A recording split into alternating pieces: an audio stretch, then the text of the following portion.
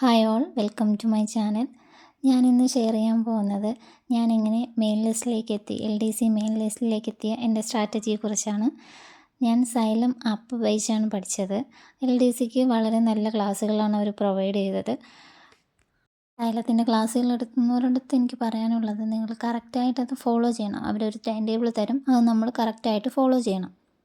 ഈ നോട്ട്സ് എല്ലാം ഞാൻ സൈലത്തുനിന്ന് എഴുതിയെടുത്തതാണ്. ഞാൻ കറക്റ്റായിട്ട് നോട്ട്സ് എല്ലാം എഴുതിയെടുക്കുമായിരുന്നു. അങ്ങനെ പഠിക്കുന്നതാണ് എനിക്ക് കുറച്ചുകൂടി കംഫർട്ട്.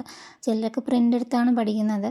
അത് ഓരോരുത്തരുടെ കംഫർട്ടാണ്. എനിക്കെല്ലാവരും എൻ്റെ ഹാൻഡ് റൈറ്റിങ്ങിൽ എഴുതിയത് വായിച്ചാലേ എനിക്ക് കുറച്ചും കൂടി കംഫർട്ട് തോന്നുള്ളൂ. അപ്പോൾ അന്ന് കുറച്ച് ടൈമും ഉണ്ടായിരുന്നു എഴുതിയെടുക്കാനൊക്കെ ആയിട്ട്. ഇപ്പം ഞാൻ ഷോർട്ട് നോട്ട്സാണ് കേട്ടോ എഴുതി പോകുന്നത്. ഇങ്ങനെ എല്ലാം എഴുതിയെടുക്കാറില്ല. ഡൗട്ടുള്ളത് മാത്രം എഴുതി പോവുകയാണ് ചെയ്യുന്നത്.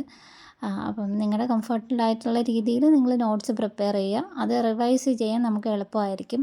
ഓൺലൈൻ ആയതുകൊണ്ട് തന്നെ നമുക്ക് PDF എപ്പോഴും വായിക്കുന്നത് കംഫർട്ടായിരിക്കില്ല. അതുകൊണ്ട് നിങ്ങൾ നിങ്ങളുടേതായ രീതിയിൽ നോട്ട്സുകൾ എഴുതി പോവുക. 10th ലെവൽ കോഴ്സ് എടുക്കുന്നവർക്ക് സൈലം ബെസ്റ്റ് ചോയ്സ് തന്നെയായിരിക്കും. എൻ്റെ അനുഭവത്തിൽ നിന്ന് ഞാൻ പറയുന്നതാണ്. എനിക്ക് സൈലം നല്ലതായിരുന്നു.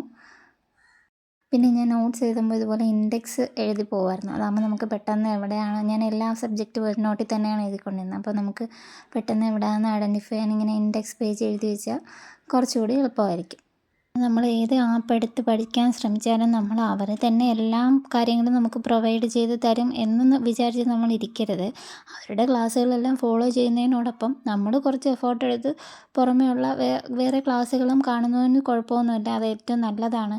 ലക്ഷ്യയുടെ തന്നെ അവരൊരുപാട് ഫ്രീ വീഡിയോ ക്ലാസ്സുകൾ യൂട്യൂബിൽ ചെയ്യുന്നുണ്ട്. അതൊക്കെ ഞാൻ കണ്ടിട്ടുണ്ടായിരുന്നു. അതൊക്കെ നമുക്ക് കുറച്ചും കൂടി യൂസ്ഫുള്ളായിരുന്നു. അടുത്ത മസ്റ്റായിട്ട് നമ്മൾ ചെയ്യേണ്ട കാര്യം PYQs ഡെയിലി പ്രാക്ടീസ് ചെയ്യുക.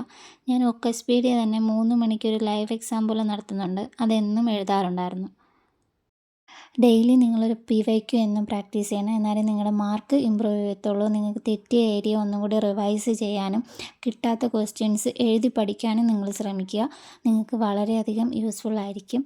അപ്പോൾ ഇനി അടുത്ത വീഡിയോയിൽ നമ്മൾ കറണ്ട് അഫയേഴ്സ് എങ്ങനെ പഠിക്കണം, ഇംഗ്ലീഷ് മലയാളം ഞാൻ എങ്ങനെ പഠിച്ചു, അതിനെക്കുറിച്ച് കൂടുതൽ അടുത്ത വീഡിയോയിൽ കാണാം. നന്നായി കൺസിസ്റ്റൻ്റായിട്ട് പഠിക്കാൻ ശ്രമിക്കുക. അപ്പം താങ്ക് യു.